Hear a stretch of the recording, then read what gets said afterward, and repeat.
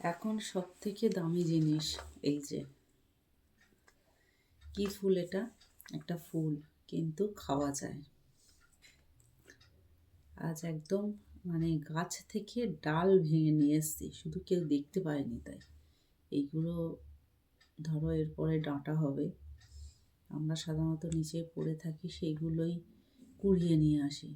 কিন্তু একদম এই যে সব এতটা করে ডাল গাছ থেকে ভেঙে নিয়ে এসছি।